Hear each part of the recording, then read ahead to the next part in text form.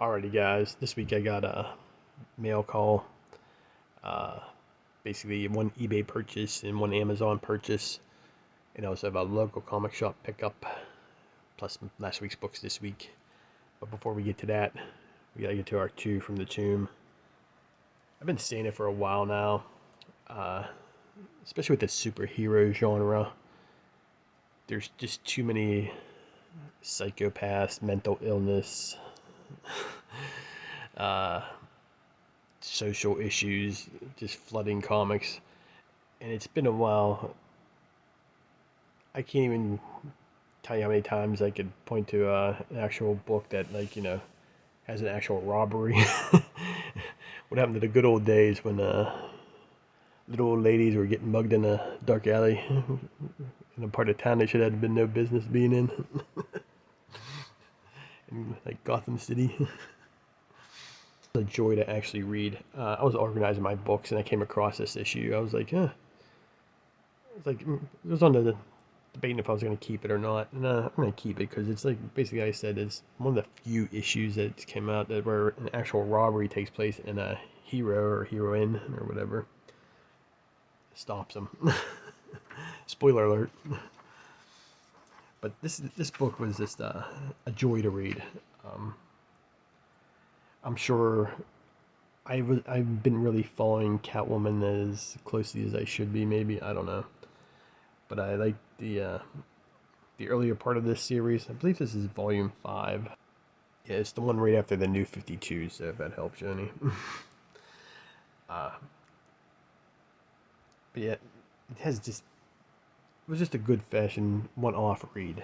I didn't have to worry about the next issue to be continued. If you wanted to pick up an issue right off the rack, this would have been like an issue to pick up. I mean, you'd be like, oh man, I got a complete story, you know, and I'm good. I'm set. I don't need to read another Catwoman book.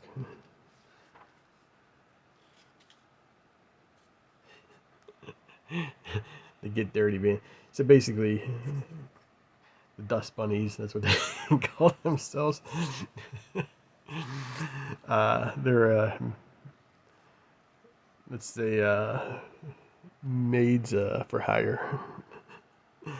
Uh, and I guess their companies get dirty. A lot of innuendos going on here. Some just right in your face. But what they do is they rob rich people. They knock them out with like a spray here. I don't want to give away the whole story, but they took something from one of Catwoman's interests, and she gets sprayed with the same spray that the ladies spray the men with. I love that. That's pretty awesome.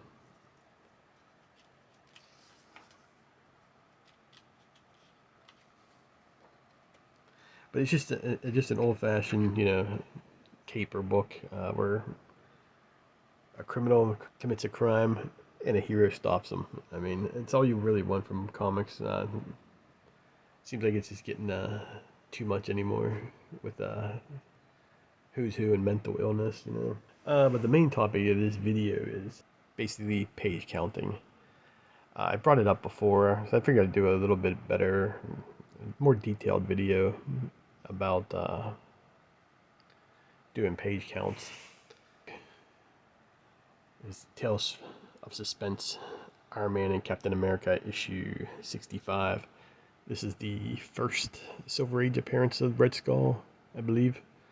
I bought this book for $50, but the whole reason why I'm showing this book is because in the next part of this video, I do basically page count. So I wanted to show you guys how I, took a $50 L just because I didn't do page counts. I know the guy that sold it to me. He's not a shyster or anything like that. He's always pointed out flaws in different books. He's always willing to take books out of the poly bags or Mylar or whatever he has them in at the time. This time I was talking, just picked it up. I was like, oh, I'll just take this one too. And I didn't do my page counts. Now I religiously do it. Anything from the 60s, 70s, 80s, modern books I'm not going to worry about most of the time. By that late 80s, everybody was in the collecting mode. But those that don't know, um, there should be 8 pages to the centerfold and 8 pages afterwards. We'll go over that a little bit later, but this is where I took the L right here. You can see there must have been like a couple things here that whoever owned this book prior to me, I cut them all out. So if I would have did a page count, I mean, it doesn't affect the story or anything like that. But do I think it's worth $50 after that? Not really. So this is basically a PSA. Anytime you're buying books, just do the page count. It's simple. And if they won't, we'll talk about that a little bit here. So I pre-recorded a video because I ordered something offline and I wanted to do the page count. I didn't know when this video was going to come out. So I pre-recorded it, so we'll get to that footage right about now. Alrighty, I'm just showing an unboxing for an eBay purchase. Not sure when I'm going to show this vid. It'll probably be shoehorned into something else. Another video that I have in the future. This is just in case something's wrong with this book. I paid a little bit of money for it. Just a quick tip also. If you on eBay, I'm done with auctions. I just go looking for the best offer, make an offer button. If it doesn't say that, I don't even bother. But I've been finding, like, if you go like between 25 to 40% off, there's a good chance you might get some of these books that you've been wanting for a while. So give it a try. The worst they say is no. I mean, granted, it's not going to work on if it's they're asking $10 for a book. It's pretty hard to sell a book for $6 online. It's just not even reasonable anymore with the shipping cost. But this has been a book I've been wanting for quite a while now. I'm a huge fan of the quote-unquote urban warriors of the 70s, 80s, and 90s. So this is a character that's been like through Daredevil, different books like that. I used to read some of the books that he was in with his partner. So enough jibber jabbing. That shows I pre-cut this already, but I'm gonna take it out, make sure my address and the seller's address is not shown. There we go. So it came in a Gemini mailer, which I love. I'd love to get these. Like, I wish comic shops would like sell these and stuff for reasonable price. Because if I want to send somebody something, I wanted to send it into them in this. So it's nice that I got another one of these. Now I can start. I got a couple of packages I want to send out to some folks. But enough of that too. So this is a low grade book. I think the seller had it off or had it for $100. I put up $70 bid on it. He came back with another number. I came back with another number. So it was right around $80 or so that we both agreed. So I mean, didn't get what I was hoping for the 25% off, but I was like, I've been wanting this book for a while now.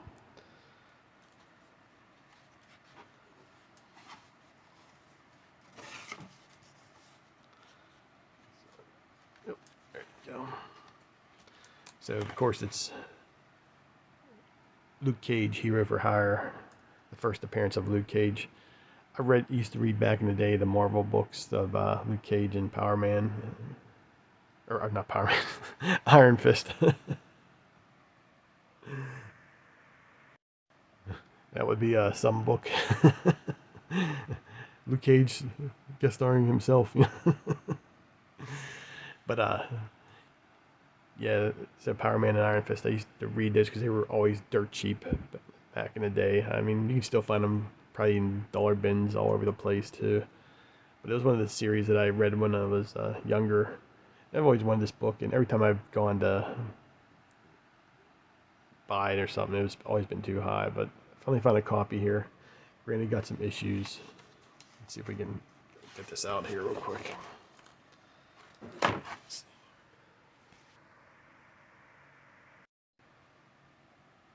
Okay, got it out of the all the tape.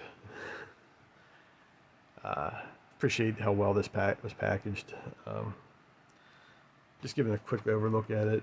Got some issues right about there, and of course you got this wear on the side here. But I mean, it's a black cover, so it's definitely going to be every little spine tick is going to show like really bad on it, but it's not bad. Feels like it's the right weight. Well, since we're doing this here, another thing I noticed about things too is I see this a lot at shows. I see the different shops and stuff like that. People buying these books for hundreds of dollars and not even taking them out of the pack or out of the sleeve or the bag and board. Not doing a page count. So we're going to do a page count right up in here.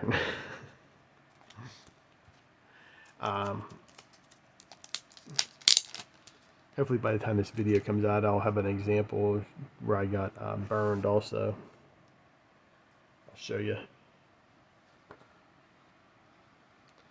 But usually in books pretty much from like 1950, this is excluding the 100-page, the 80-page, and 52-page giants or whatever throughout the years.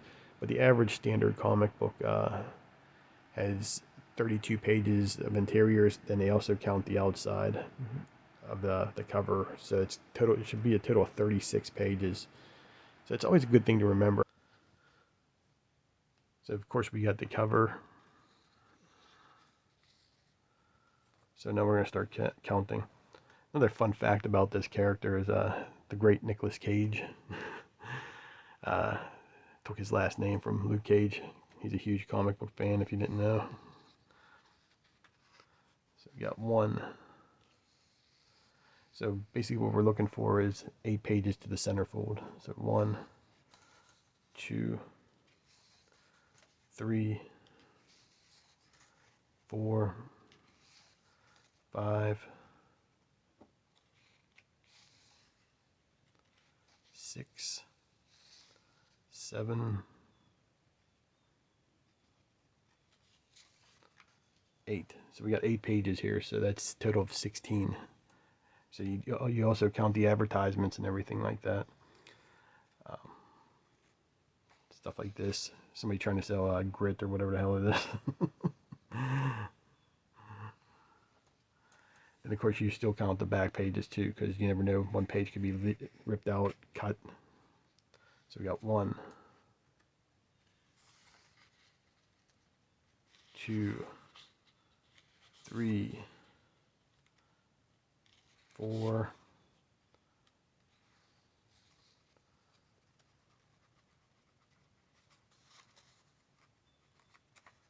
5, 6, 7, and 8. Another good reason to do that is I have a pretty decent comic book memory, but I'm not sure what every Marvel issue has the Marvel value stamp. That's another big thing. I've heard people get home, spend a ton of money, end up finding out the Marvel stamp is clipped out.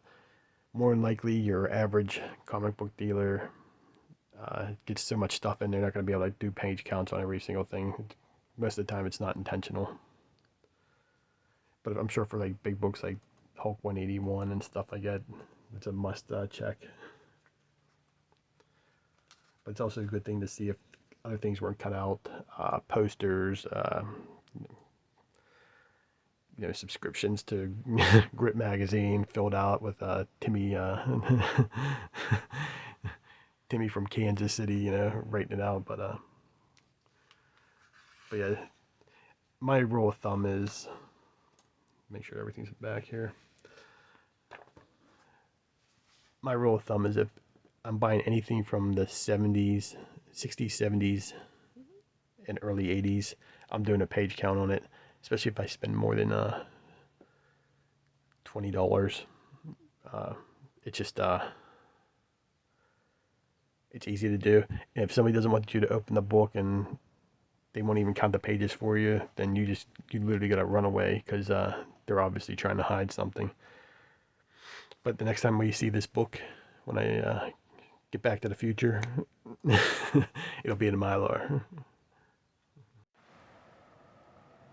Alright, and here's that book in Mylar now. Doesn't look too shabby. Like I pointed out before, got the issues right around here, but the price I paid for it, it was under $100. It's a book I've been wanting for a long time. I still want Marvel Premiere 15, first Iron Fist.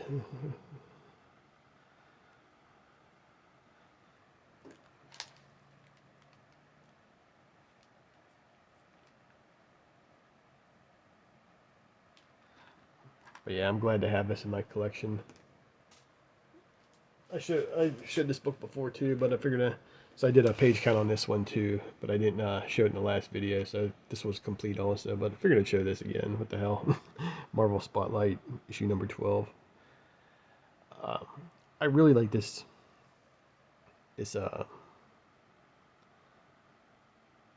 era of Marvel comics. I like the Silver Age stuff, but I'm not a huge fan of reading the Silver Age stuff. I do like Spider-Man, the Silver Age. I do like Thor, and I like the Hulk. But for the rest of it, I'm just not really a huge fan of it. Same with DC. Nice to look at, but reading them sometimes are just not my thing. But the stuff from the 70s, 80s, 90s, of course, I read that stuff all day long. But yeah, man, let me know if you down below what's the biggest L you took. $50 is could have been put to something else, you know. But I was like, the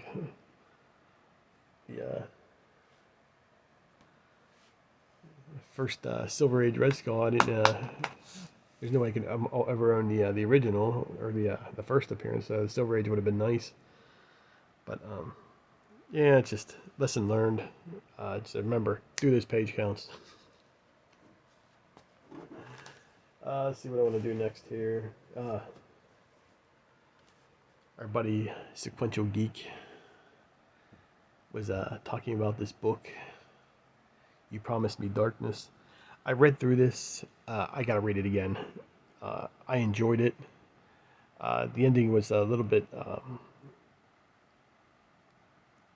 I'm not sure if I speed read through that last part or last like 10 pages, but I want to reread the whole thing again with a clear head. But this is the interiors on this is really cool. It's got that real dark, thick black backgrounds and everything. It's just I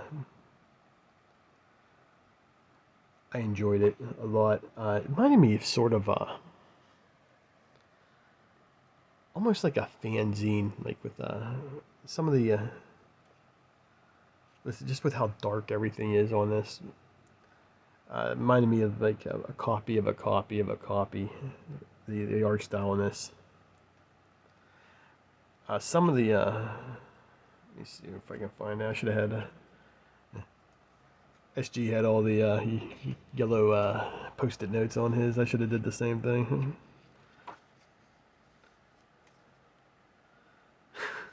First, I thought this was Kim Jong-un. Pretty awesome too, the use of like the negative space there. So, quick rundown of the story. It's Halley's Comet comes around and gives these certain people different kinds of powers. This gentleman, anti-everything, is going around hunting them down. He gets their powers if they just destroys them. So that's basically the plot line, and there's without giving too much away. Yeah, definitely get a chance to check this out. I ended up paying I think was it $7.99 plus $4 to ship, so got it for a decent price from Behemoth Comics. The last book I have, I picked up at a local comic shop, and it's a slab. You don't see that too many on this, too many of those on this page or this channel. Uh, but I ended up finding this one for a really decent price. I think I paid $69 and $69.99, so like it was like $75, I guess, with tax. And it's a book I've been meaning to replace because my copy somehow, out of all the other issues I have, none of the other ones have it, but it had a rusty staple in it, which is cool. I mean, whatever, but eventually it just starts destroying the pages. But I ended up picking up Amazing Spider-Man issue 361, the first full appearance of Carnage. It's an 8.0. It's a newsstand. For those that like that kind of thing. But yeah, this is my fourth CGC book. I'm not a huge fan of slabbing books. There is one book, one Danzig book I want to get verified. So I might be looking into maybe a future video or something like through CBCS, because I know they do they authenticate signatures that weren't witnessed. But anyways, like I said, I picked this up for, was it $75 total? The reason I think they sold it a little bit cheaper is there's a crack right here. I'm sure it'd get reholstered. Look, they did any damage to the book or anything like that.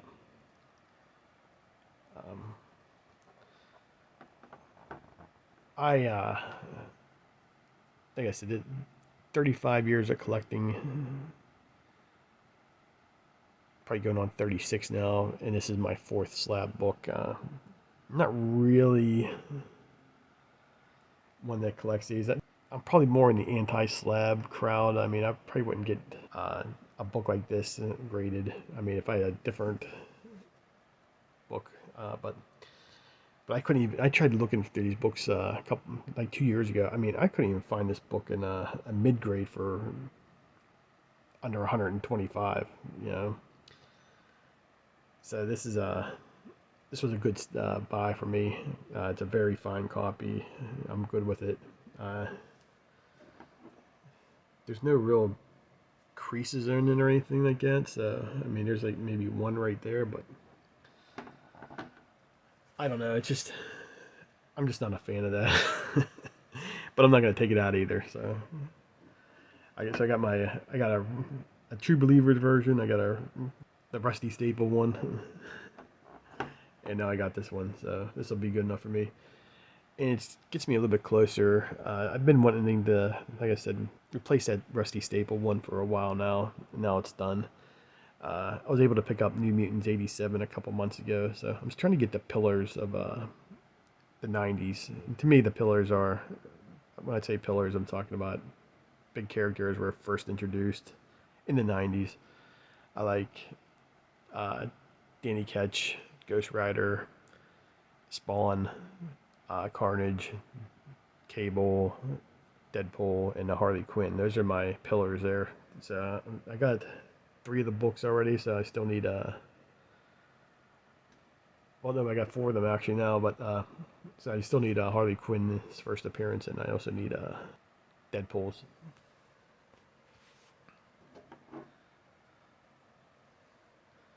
Maybe I'll start shooting videos and I'll just have this line of CGC books behind me. But that was my long ass haul for 3 books. But hopefully, some information for people, warnings, like I said. Let's get through our last week's books this week. We'll get through these really quick here. Wasn't able to find first printing of the Batman and the Joker, the Deadly Duo, book 4. It's pretty cool, man. I like the background there, the mask. So I'm getting closer. I have now book 1, 4, 5, 6, and 7. So getting closer. Now I just need to find a copy of issue 2. Kelly Jones had a copy of one. I think he did issue 3, so I might just pick that up. Because I'm having a hard time finding cover A's. And this book was pretty hard. I couldn't even find it on mycomicshop.com. So, but I'm good with the second printing. Got Red Room, Crypto Killers, issue number 1 at Piscor. I've already talked about this book quite a bit through the other 2 volumes. It's a must-own, especially if you like violence.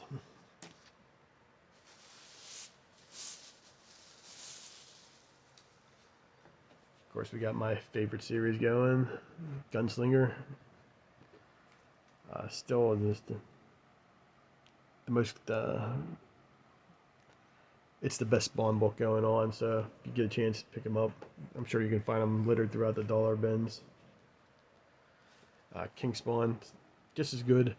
Believe it or not, the regular Spawn title is probably my least favorite of the 3 right now. I don't buy Scorched anymore either, but King Spawn and it's awesome.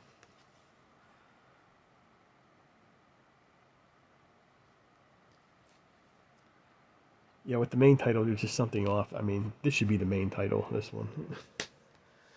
Last but not least, I brought his name up before. Danny Ketch, Ghost Rider. Huge fan of the early 90s book. I jumped off right when the Rise of the Midnight Suns. I got all the way through those issues, but I really didn't care for them. I was a huge Texera fan, and what was it, Harvey Saltires.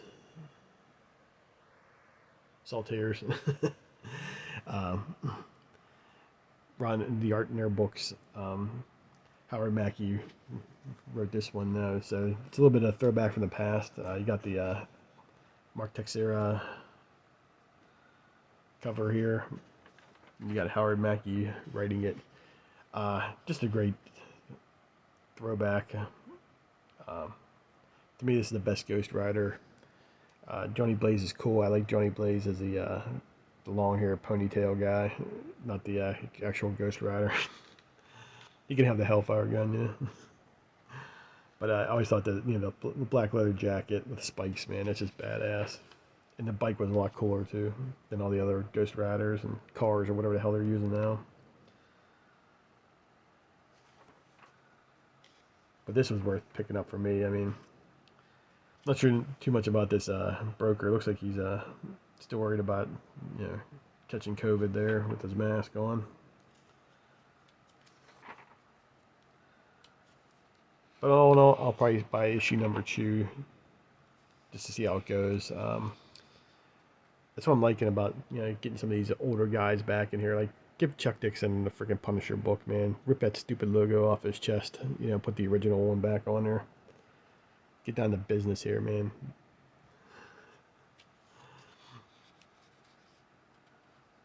Give Mike Baron it. I mean, there's enough room for all these guys. Yeah, there's Johnny Blaze with the long hair ponytail.